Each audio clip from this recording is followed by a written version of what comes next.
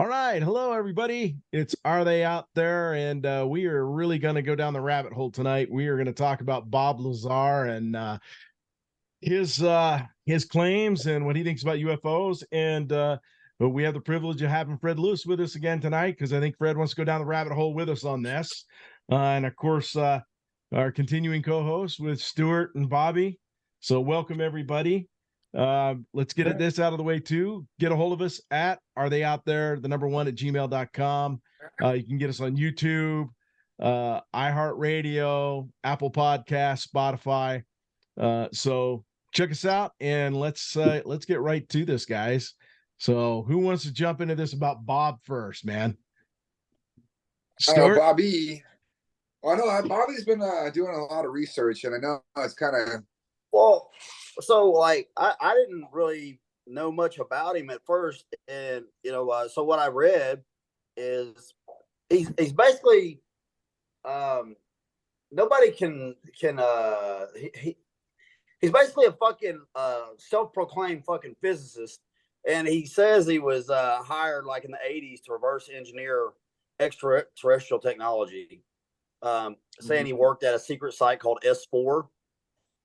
Yep. Supposed to be Papalusa Lake, right? It's supposed to be a facility like near Area 51, but it basically, he says, U.S. government briefing that described alien involvement in human affairs over the past 10,000 years.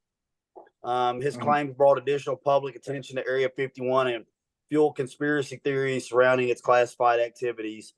And basically, Lazar has no evidence of alien life, technology, anything.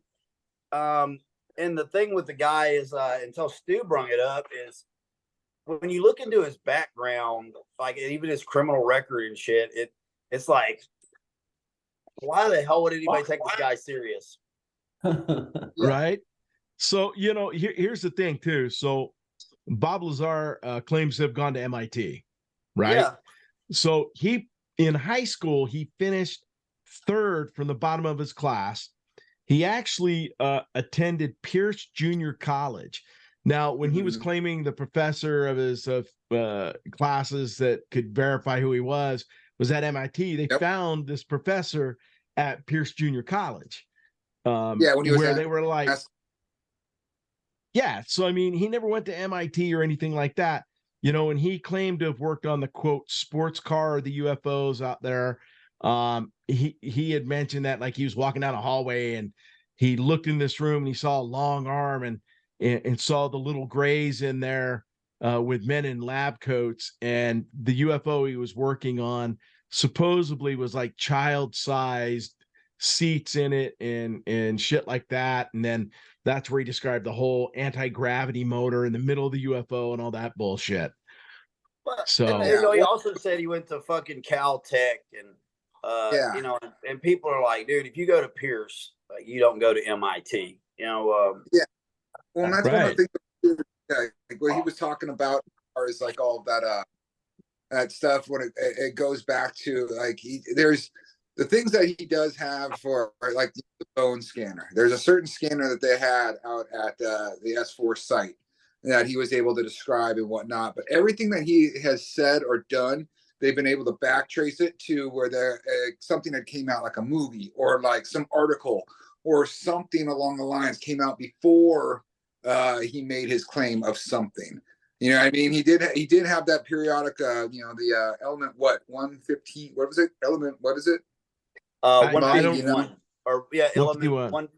115 or something like it. It's 115. Yeah, but what's at funny, the same point, he wears a T-shirt with that shit on it too all the time. Yeah, but at the same point in time, that it's like, the elements go in order. Like 1, 2, 3, 4, 5, 6. You know what I mean? Like, to guess, I guess that there's going to be an element 152. You know what I mean? And it's going to be some type of propulsion system that's going to happen where they have the neuron colliders come together. I'm the one sporting that fucking claim right now. And eventually it will. Right here, Stu. It says Lazar claimed that the propulsion of studied vehicle ran on an antimatter reactor and was fueled by the chemical element with atomic number 115, which at the time was provisionally named unobtainium and had not yet been artificially created. and Yeah, it wasn't synthesized until like 2003. See, and here's the thing, I think where he got like some of his information and shit. So he did work at Los Alamos, right? Yeah. But it was the Mason or Messon facility, right? And it was basically just a physics facility, and he was just, they hired him to work there, and that was it. I mean, he wasn't like some special dude where they're like, my God, Bob's here, let him have his lab and stuff like that bullshit, I mean, he was just a work, like you and I would get hired there, so It's one of the things though. So he's a like might know like one thing and made up a bunch of other shit. Well, or exactly. he's a parrot, you know what I mean? He hears somebody else say things enough that he repeats them. Yeah. Well, here's one of the things talk about, like him being a physicist and whatnot. When you talk with other physicists, they say that Bob does not sound like a physicist. He does not think like a physicist. He does not do all of these things that other physicists do, and the way that they kind of come together. Because physicists, I mean, they have a quantum, like, belief to their fucking core. You know what I mean? About that, there's a certain way to go about things, and if you get taught that way, I imagine it's very hard to unlearn the way that they have to go about proving things. Well, right. and then man, the way the government is. If it was something that big in the fucking 80s and 90s, they wouldn't have his ass roaming around. Like, they would have put dope in his car. He'd have ended up in you know what I'm saying? Like you ain't running around telling about the fucking space shuttles and shit. The whole thing happened, right? And then like another thing that's all kind of claim to fame is that he took a couple friends out to where he knew the testing site was at, where they were sitting out there, and they said, and these other 4 people that do not know each other, some of them don't like each other, and they basically said that there was something flew overhead that they could not explain. Now, whether that was a test flight of some like a new type of drone, or a new, like, the SR-71 or that, the B-2, who knows? But the thing is, though, on the third that they went out there, they got caught.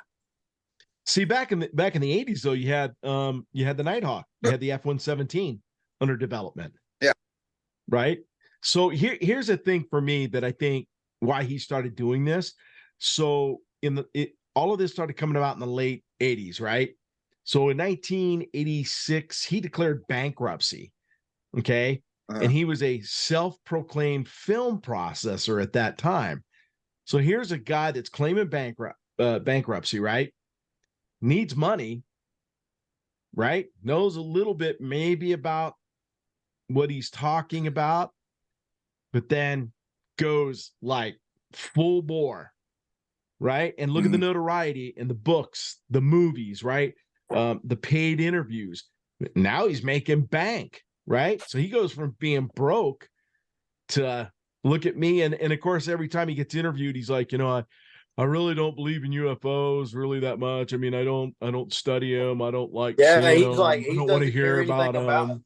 Like he said, when he's talking on Rogan, he's like, man, I don't care anything about alien life. Yeah. But he says he also off of it either, but and he owns a chemical company too. Yeah, he owns a chemical. And like, there's a number of things, but the chemicals that they were selling, I do believe, some of them were illegal. and he got in trouble with that. Don't quote me on it, but yeah, I'm just like, his entire life. But here's one of the things that, like, okay, you get somebody like Tony Stark, right? You're going to be like, I don't give a fuck what that guy has done. Like, put him into the lab and give whatever he needs. You know what I mean? Like, what has he done? What did he do? Like, what has he created? What has he done? Anything in this world that would like that you think that they would be like, we need that guy to reverse engineer that piece of technology that nobody else can figure out. Yeah, and the thing is, and I try to put this in people's mind, if you live through it, it's not like today. Like, people in the 80s, and we saw it tons of times with, like, people, Frank Dukes is my favorite, you couldn't refute people because there was no way to really look them up. Like, to research shit had to be through newspapers and maybe a video somebody caught with a goddamn 20-pound camcorder. You could bullshit, the stories in it. Nowadays, you know, it's a fingertip away. Like your fucking phone will Right. snatch up information. Yeah. So, Yeah. so here's the other thing. You know, he says he was a physicist, right? Yeah. So even the Smithsonian looked into this, and they're like, he's just a self-proclaimed. There's no evidence of him being one. You know? No. Schizo. I mean, yeah. What else? What else? It's kind of easy to paint. His parents fucking charged him with fucking fraud. Like they filed charges against him with the police for like fraud or embezzlement. Like, I mean, he got busted for running a brothel. Yeah. So, the prostitution ring. In 1990, he was arrested for aiding and abetting a prostitution ring, and had to reduce the pandering, and had to do 150 hours of community service, stay away from brothels, and undergo psychotherapy. Right. Okay. So now here's where I'm going to play the devil's advocate in one sense, right? Do you remember Barney and Betty Hill, right? Yeah. Jesus, boy, I'm having a hard night tonight. Where the UFOs came down and got him.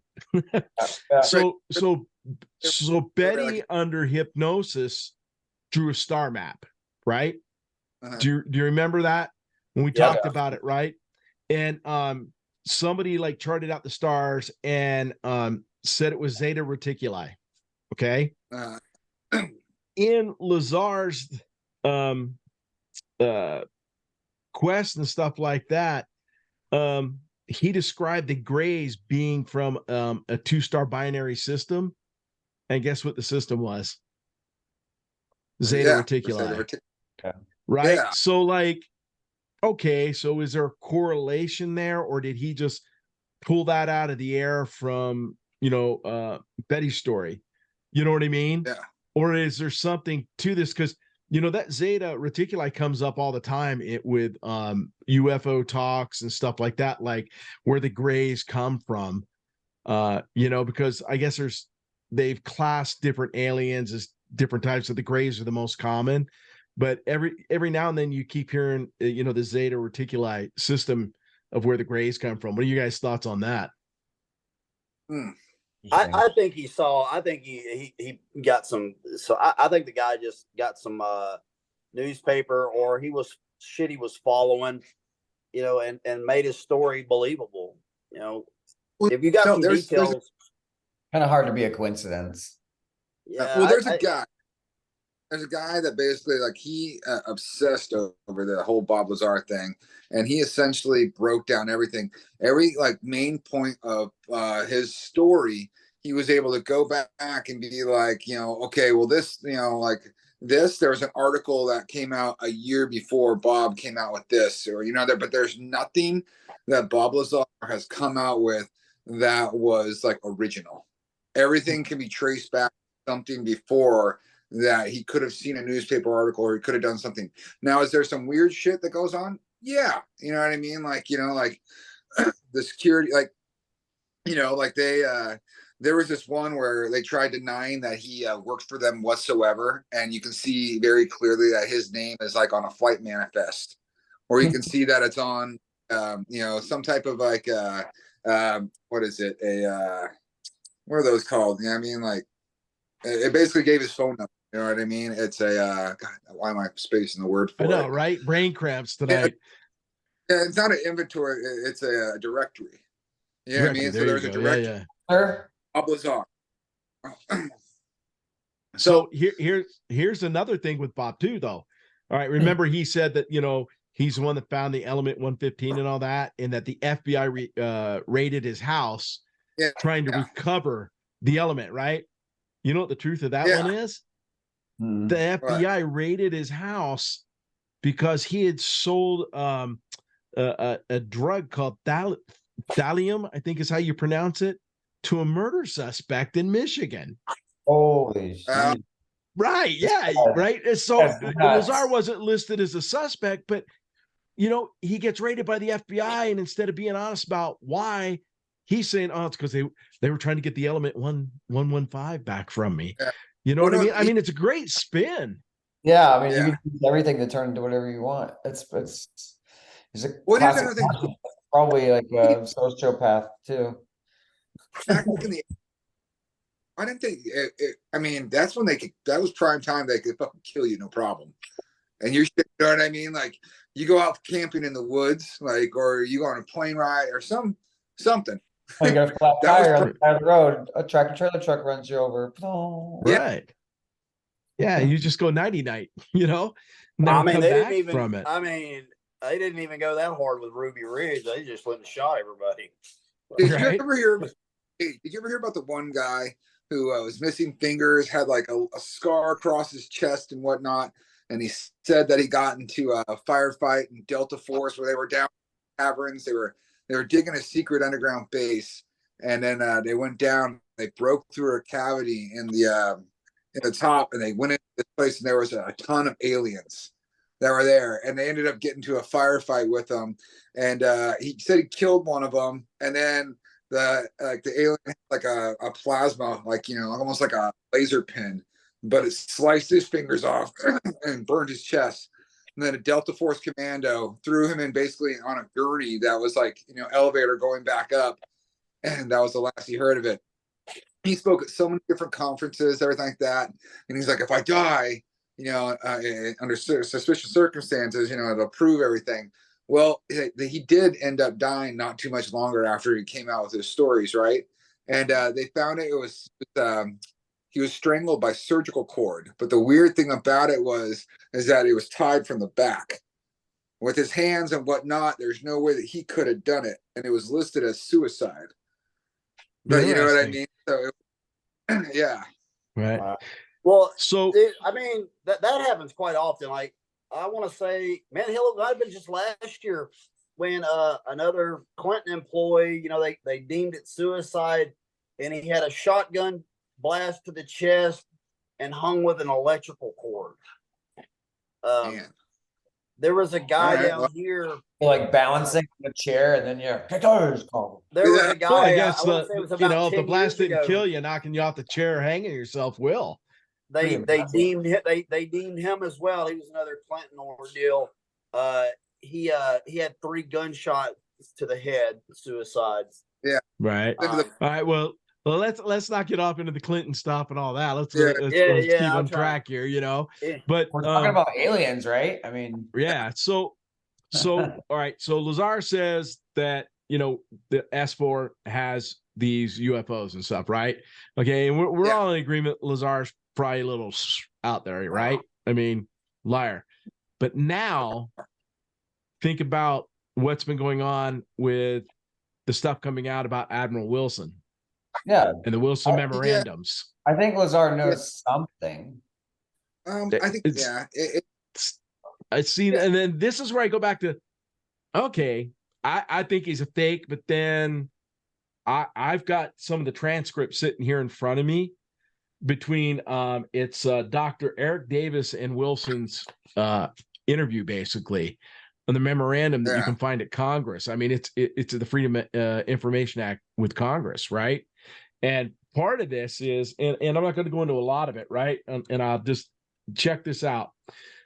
So he's talking about all these places like the reason, like the military or the government, you don't get information from it because it's private industry doing the research, right? So take Skinwalker Ranch, for instance, right? The ranch was bought by Bigelow Aerospace, right? He was doing the research for the government, but you couldn't get any information out of him because he's a private contractor, right? Yeah. So now Bigelow sells it to Brandon Fugel, right? Fugel's a big real estate guy here. He's doing all these investigations, but again, private, right? So you're not going to get any information unless you're latching onto the TV series or you just listen to what he puts out, type thing. So, I'll tell you. Sorry, Gary. What I was gonna bring up, like you were talking about Bigelow, him and Lazar, Robert Bigelow had a relationship as well, and the reason they got into it is Lazar supposedly brought him element 115 to look at, and it ended up being aerogel. It was aerogel. Jesus. Yeah. That's crazy. So he fucking snagged some pieces of aerogel and tried to, basically bullshit this guy into thinking that this was this fucking element. Wow. Yeah. So getting back to the Admiral and stuff here, they're talking about UFOs and stuff like that, right? Yeah. And they're talking about like the deputy director of the CIA. They're talking about all this stuff, and Eric Davis, who's kind of interviewing the Admiral, asked him, who was on it, recognize any names? Admiral's like, this is core secret.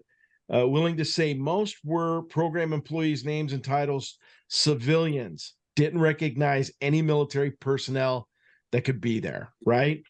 He asked any politicians.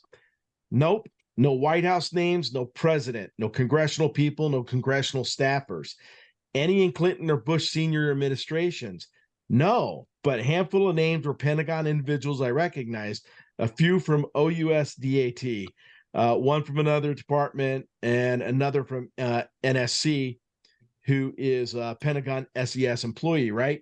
So you just go down and he's talking about program managers said there were not any weapons programs, not any intelligence programs, no special ops or logistics programs. Doesn't fit in any of these categories. And I asked what they were then, and they got a groan from the program manager and the security director and attorney say it's okay to say it. So he said, say what? Right? So the Admiral goes, there was a reverse engineering program, something recovered years ago in the past. Technological hardware was recovered. So I thought they meant recovered Soviet, Chinese, etc. hardware and reverse engineered it, like a missile or Intel platform aircraft. Actually come to a meeting expecting to find a sensitive foreign collection and reverse engineering's project, thought UFOs used as a cover for that. So I said that, and they said that they weren't that either. So he goes through this whole thing, and it's all about basically that it was a UFO, and he questions about Roswell, that there were craft bodies, autopsies, home and Air Force Base landing, MI-12 and leaked documents. And now I saw something, I didn't print it out, but from the UK with information similar to this as well. And everybody went mum and declined to discuss these. The Admiral had threatened to go to SAPOC to complain and gain access to their program, and they said, go ahead and do what you must, right? And he was angry because he was being defied. They were defying his authority to be read in with the good logical reason, and nobody would budge. So he said the outcome was the meeting broke up and I returned to Washington. And so basically he says they were telling the truth about seeing alien hardware. Is what the outcome was. And this is the Admiral Wilson memo, like with Eric Davis. Yeah, Dr. Davis. And this was from, let's see, when was it? This was in the 90s. I don't know what the hell I was putting my sunglasses on for. But yeah, I mean, there was no redaction or anything in it. And the paperwork came from Will Miller on some of the information as well. So I mean, so then does Lazar, like Fred said, know a little bit? Right? Oh, for sure. And maybe be speaking a little bit of the truth because he was involved with some of this info, or did he overhear it? Was he, you know what I mean? Because if you watch the Joe Rogan thing, like he keeps deferring everything to Jeremy, and Jeremy talks in circles. Yeah, well, that's just it. Like Yeah, he not talks like all in circles. corner. And that's what that's so where I think Bobby said it, or maybe you did, Stuart, about the 10,000-year-old thing. That's where they during this investigation, it is where archaeologists supposedly found a UFO, right? But then you go back to the question, okay, where are the guys with the brushes that were brushing away the sand, right? Where are they at? Right? I mean, did they silence them? Was it actually archaeologists, or was it a military dig? Right? Yeah. So I don't know. Or did like, or you know what? Or maybe the fact that like when they were doing scans, they kind of like the guy that the whatever craft it's stuck an energy source was still fucking going. So they were like, what in the fuck is that? You know what I mean? Or maybe that, well, when did that come out? Like when was that? Was that in the like 90s? what's the date? The 90s. Okay, so that's just it. So it would have been in the 90s. When did he come out? His I don't know. Yeah. So I think this interview was like in 93. I'd have to go back and look. This but interview, I think it was, the interview with the Admiral, I want to say was in 02. Well, I think that's when it was released. Hang on one sec here. You guys go ahead and talk. I'll keep looking. I could be wrong, but anyway, just to catch everybody up, who Admiral Wilson was is, he was a vice admiral, and he was the director of intelligence from 99 to 02. And then he was also the director of intelligence for the Joint Chiefs of Staff and the deputy director for the Joint Chiefs of Staff. He ended up retiring from the Navy in like 02. And the way that this memorandum even come to light, it was actually entered into Congress, I want to say in 2022, an astronaut, what was his name? Edgar Mitchell, had died. Mm-hmm. And they were going through his effects and found this. So it was, this is how, it wasn't like something that was given out to the media or a guy did an interview. Like this shit was hidden. And I don't know, I haven't looked enough how, Eric Mitchell or Edgar Mitchell ties in with those guys, but somehow he ended up having this. And when he passed away in 2016, somebody found it digging through his shit. And then that's how it become, public record. So here's how, this is how the interview was in 02 when this came out. But what the interview was all about is when he talked to this Miller guy back in 97, June of 97 and April of 97. So basically he was telling the doctor in this interview about his conversations from the 90s with Miller. So and he talked about the different agencies and stuff like that, about the reality of all the different agencies and stuff. And they actually had this with the Admiral behind the EG&G building in a car. They sat out in a car and did this interview. So little strange. And they met at 10 a.m. he says, and he started at 10:10, and they talked until basically an hour and 10 minutes with this interview. Yeah. So, but I mean, he talks about MJ-12, Roswell, and stuff like that, and saying that these were all true things. So, when you think about, like, this seems to come up every 10 years or 5 years or whatever it is for technology to catch up. But if you think about it, right, from Roswell and some of the quote UFO crashes, then all of a sudden we have LED lights and we have these lightweight materials, and all of a sudden we have cell phones, right? Powerful cell phones and the technology. How did we advance this technology, right? So quick. Velcro came out of nowhere. Right. I mean, think about it. Look at the Wright brothers when they flew that first airplane, and then all of a sudden, I mean, not that long after, man, we got jets flying across the ocean. You know, how did we advance that fast in science, in technology? Fiber optics. Well, here's one of the things that, like I always say, and Bobby, you always talk about, German engineering. Well, Hitler sent people all over the world to crazy ass places looking for, artifacts or looking for. He was big on like religious artifacts and stuff like that too.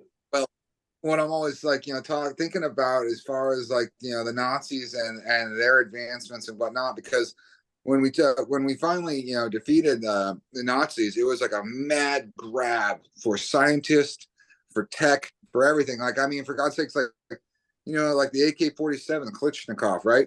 Like that guy actually did not invent it. That was actually a German-made plan that he found when they. I actually remember reading about that. Yeah, he took the plans, went back to Russia, and produced one of the most mass. You know what I mean? Like, so, but that was made for World War II because the Germans and the mud and all the shit. So I wanted to bring up something that's in that memorandum that Eric Davis is asking Admiral Wilson these questions. And anyway, he asked him on here about UFOs and stuff. And he says, UFOs are real. He said, so-called alien abductions are not real. Are not. So I was like, okay, like, how would they know? But man, there's 13 pages. That's a good question. I mean, there's 13 pages of this. I would say tell everybody to kind of read it. It's not that it's so long, but it's the way it's conversation, and it gives a ton of people and stuff like that you could go and look into. But there's a lot of questions he refuses to answer. Oh yeah. So by saying that, they're almost saying they know him well enough to know that they don't do abductions. Yeah, well, here's my thing. So I just saw this one thing where there was, I forgot, I think it was a Marine, but they were in the Philippines, and they were kind of doing a joint mission out there. Well, a couple Marines came upon like essentially a craft, and they were like, what in the hell? But there was private security there that was like human, and they were loading up like people. You know what I mean? And they were loaded up drugs is what they were kind of like thinking, but it was like human trafficking. So there is a hypothesis, or there's a theory that these private enterprises, these people are using it to kind of ship drugs and human trafficking around the world. Well, you know what I mean? Hey, Stu, I got to bring it up because it's read on here is, they were talking about the alien sightings in Peru and all that stuff last year, and it ended up being illegal gold miners. But I was just dressing up like aliens and scaring the locals. But where did they get the gold? Where did they get jetpacks though? Man, I don't know, bro. If you can buy jetpacks, then why are you still gold mining? Well, the thing is gold, right? Well, you know what? I don't think.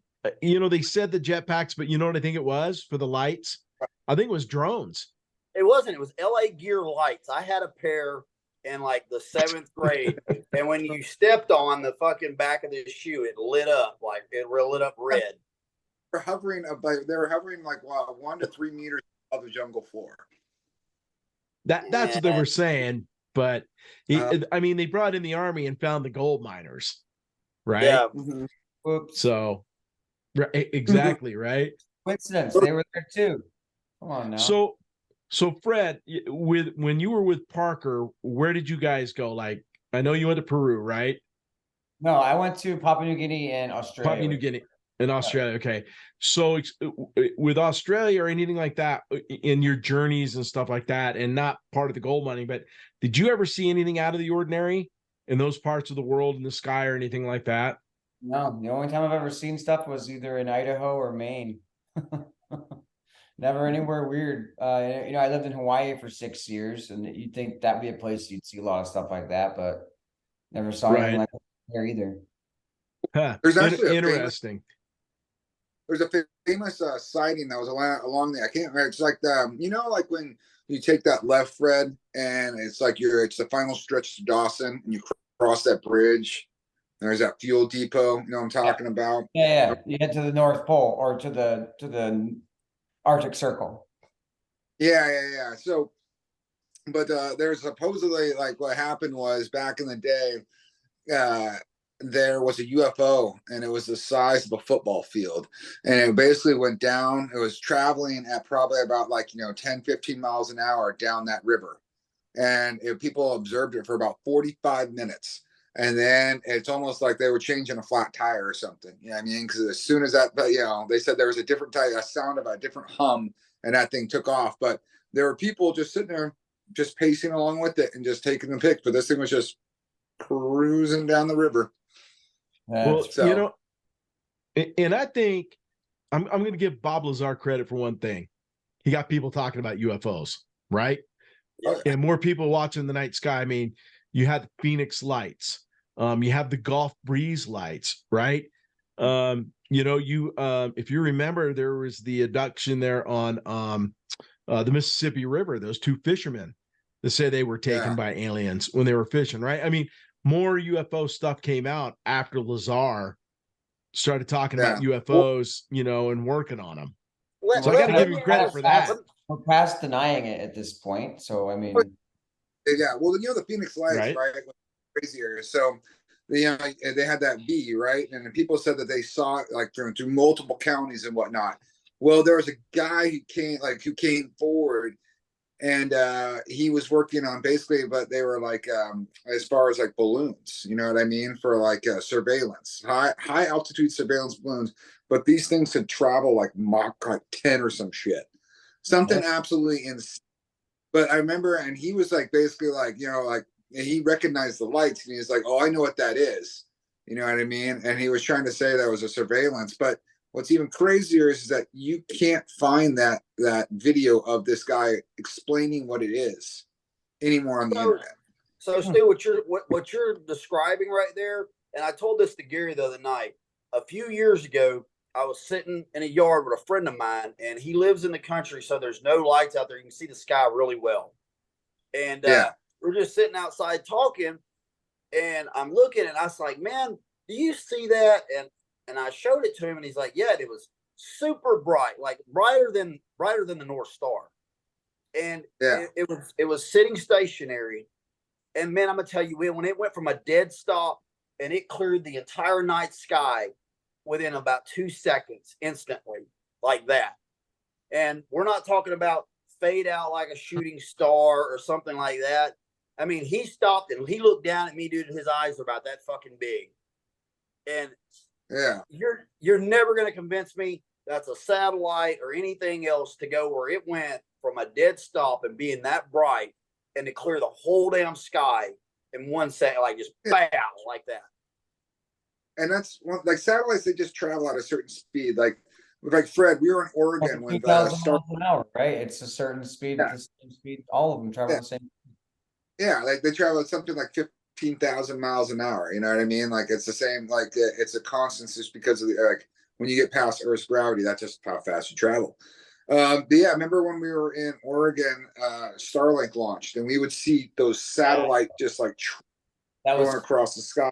Yeah. And even up in Bobby, if you remember, even up in the Yukon, like we would see there, but that would just be like crisscross. Shit was just going everywhere. But it's obvious. It's the same speed. It doesn't have any trails. It's not. Yeah, but I mean, it's like you can watch it. Like it's noticeable across there. This was dead stop to just a blistering pace, man. Like it was gone within a second. From left to right, out of sight. Have you ever heard of the program called Aurora? Aurora, yeah.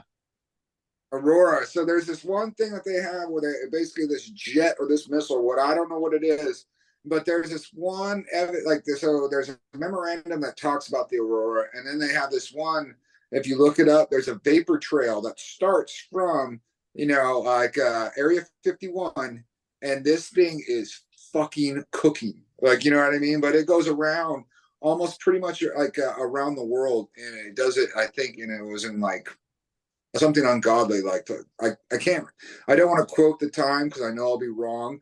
But the only reason that they were able to track this thing was a vapor trail. Yeah, and it And was they were leaving able like to, donut rings. It was leaving like donut Yeah. rings in the vapor trail. And I forget what the engine was called. It's supposed to be an Aurora. Yeah.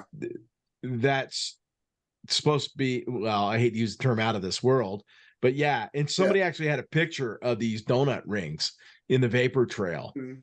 So which is Yeah. pretty wild. So I mean, Fred, when you said Idaho and Maine, what did you see up in Idaho? Idaho wasn't very long ago. It was probably like 4 years ago. I was with my wife up there for I think it was her class reunion, and we were doing a barbecue. It was nighttime, and then we just basically saw these orbs of light in the sky. They just started moving around sporadically, going in directions that it couldn't have been flares, it couldn't have been airplanes. There was no sound, and we watched them for like 15, 20 minutes with about 6 other people, and then they were just freaking gone. And it was one of those things, it's like we're all sitting there having intelligent conversations about it. We're all acknowledging that this is not something that is existing on our planet. Right. And it's just, interesting with what you said that most sightings like that, they don't hear any noise.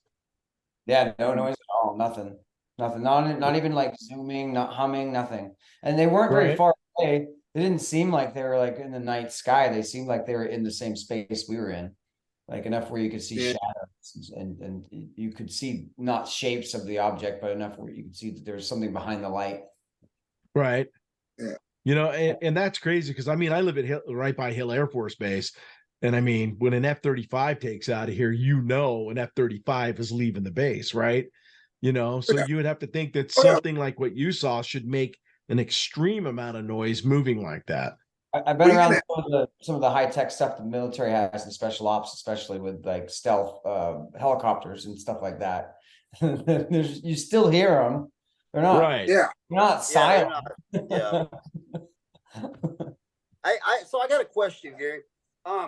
Like how far is you think like Area 51,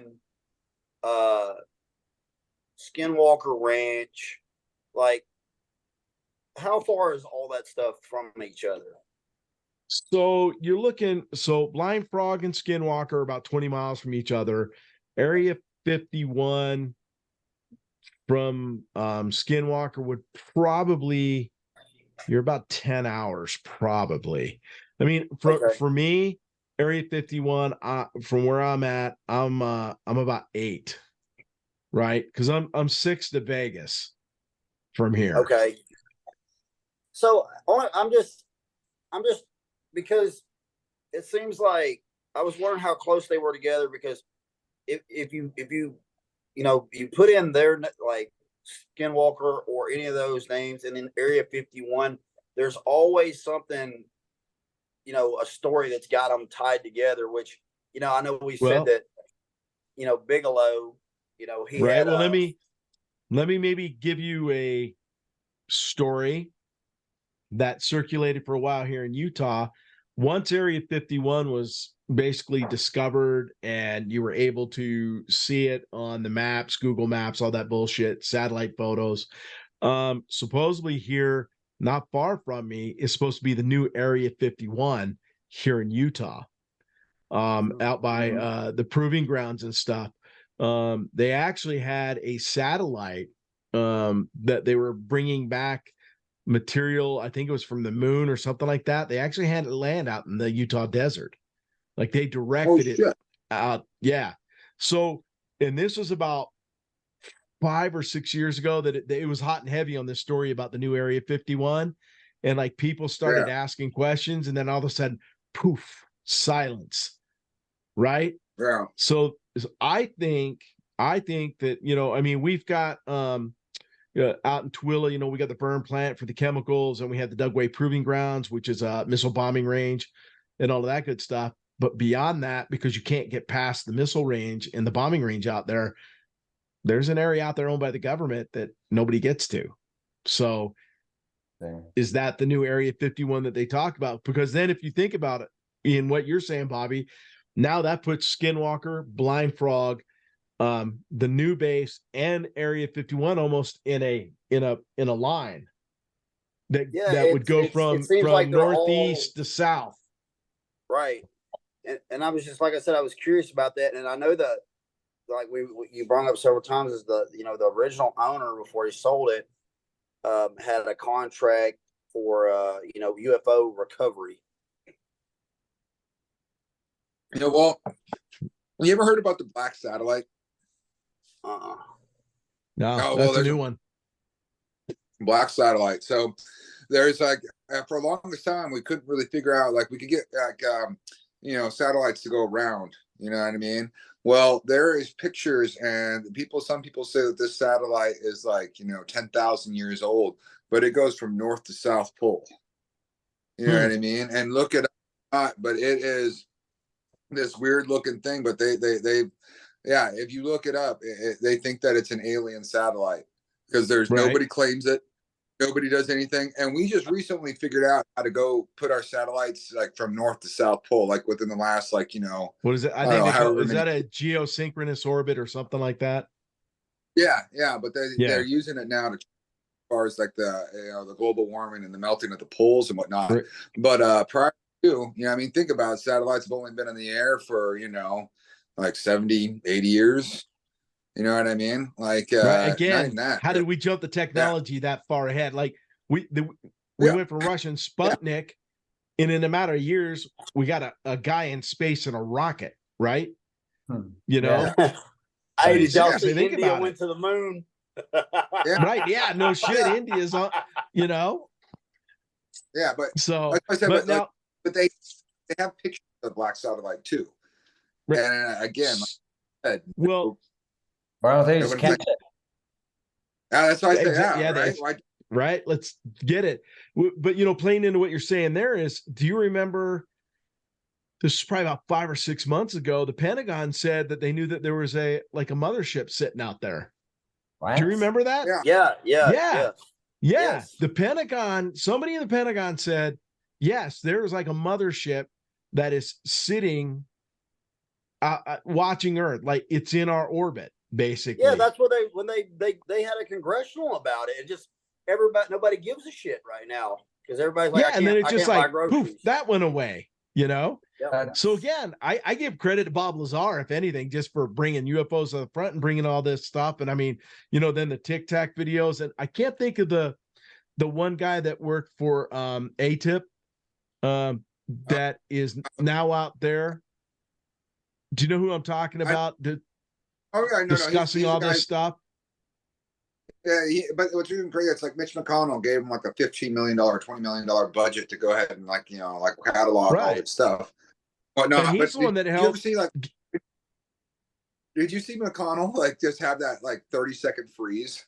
That was so weird. I thought about it a bunch of times, and I think because I've walked up like that, but I was about to shit my pants. Like, you know what I mean? Jesus, Bobby. I have, dude. I have froze up like that, and it took all the ounce being I had not to fucking let go. Man. It was like a 30-second there goes our ordeal. Family program. That's like best case scenario for him. Oh my god, dude! I don't even know how we went down that rabbit hole there. I needed to give a little bit of clarification of what I felt like happened to the man. Stu's over here. He thinks the devil touched him on the elbow, and pretty much. You know what happened? I know exactly what happened, Bobby. You stabbed the wrong damn voodoo doll. Yeah, that's what happened. Damn it, Bobby.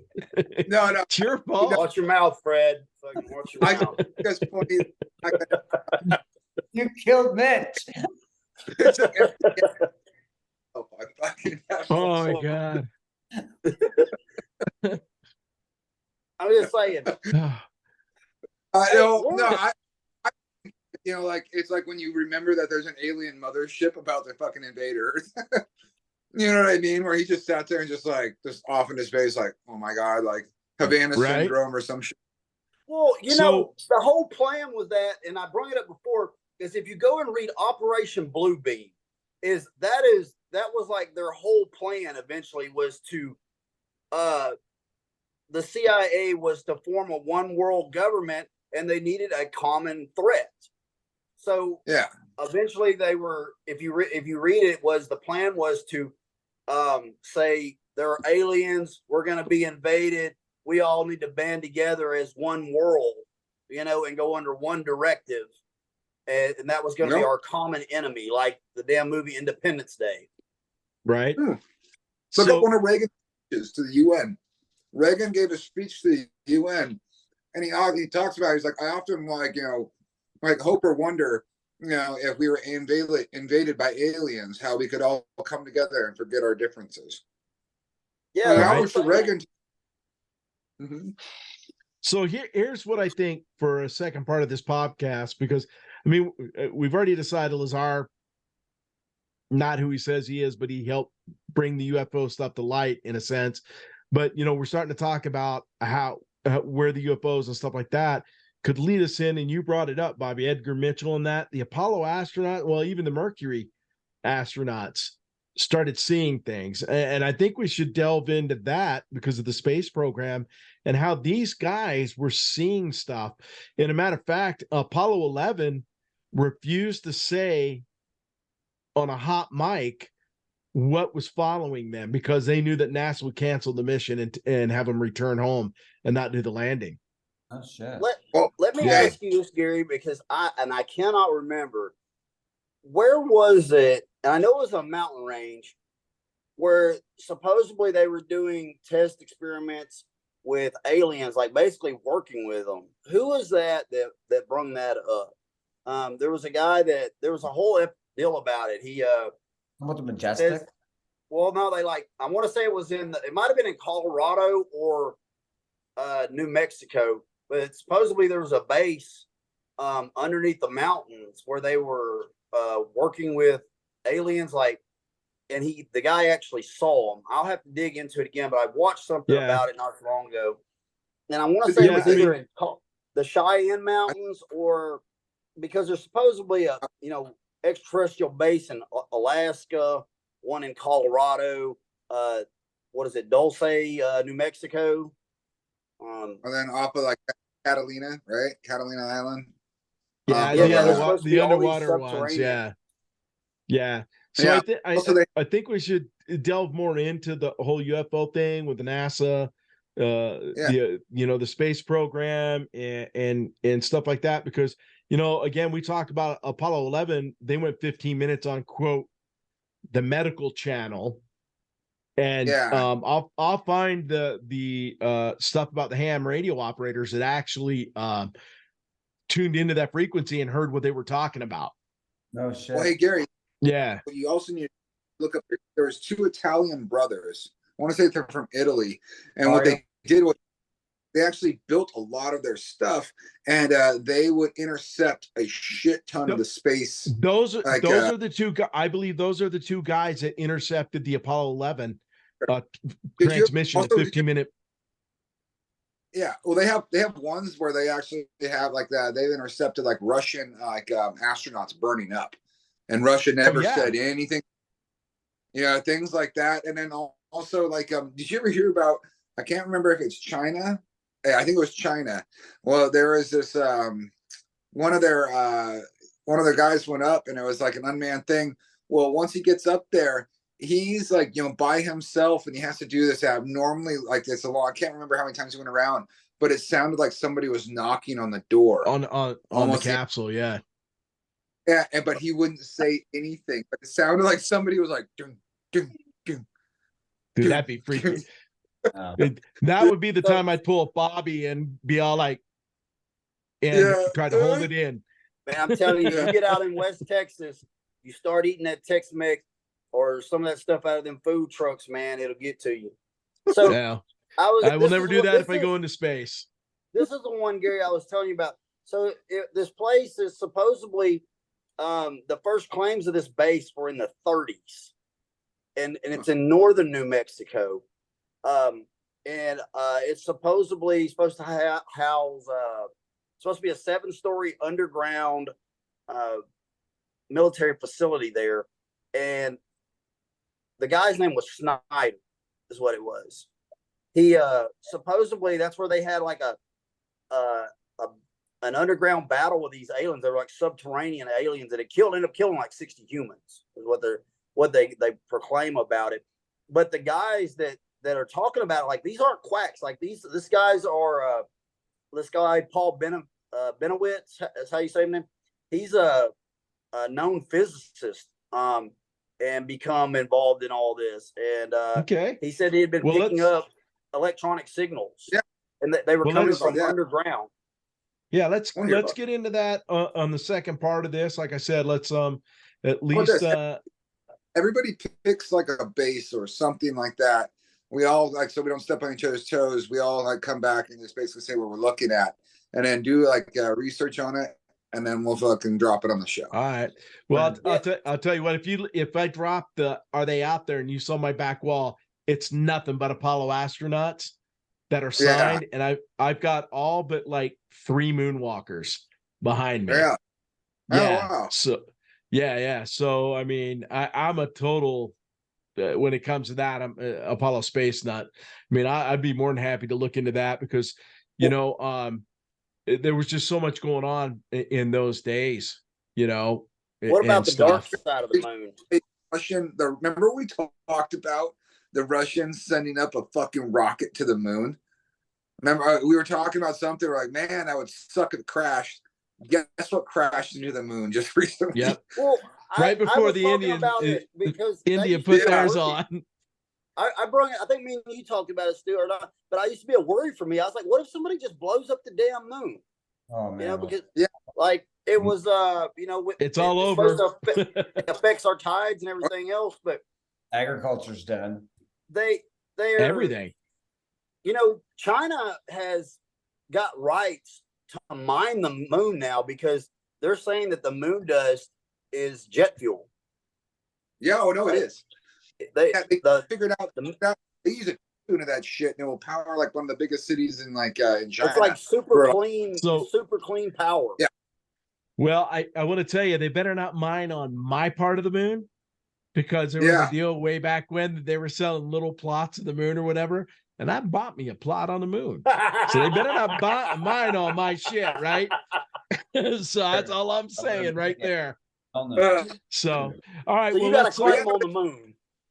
Right? No, I do. I remember like in early to mid 2000s, there were people that were talking like it's been a legitimate thing. They're trying to figure out like mining operations on the moon. You got to get the moon 1/4 the size of Earth. Well, and it's a jumping point. I've also heard speculation that the moon is hollow. If you look at the way that the craters and stuff are on, there'd still be gold. There'd still be elements there because it's all combining in the universe. Brad's like, let's get a gold mining crew up there. Gravity free. The gold would fall slower. Or faster. Well, you know what they on right? Like he's trying to he wants to be able to build civilizations on Mars and whatnot, but. To become like a billionaire, extremely rich, you always got like whatever plan you use always has like three different things. So I guarantee one of his missions is to get mining operations done. Oh, absolutely. They all are. All right. Better. Well, let's wrap this up for tonight. I want to thank you, Fred, for joining us. Stuart, Bobby, as always. And again, everybody, are they out there? The #1@gmail.com. Get a hold of us. Let us know what you think. And we'll continue this on a second episode. So appreciate it, guys. And we'll talk here soon. Later.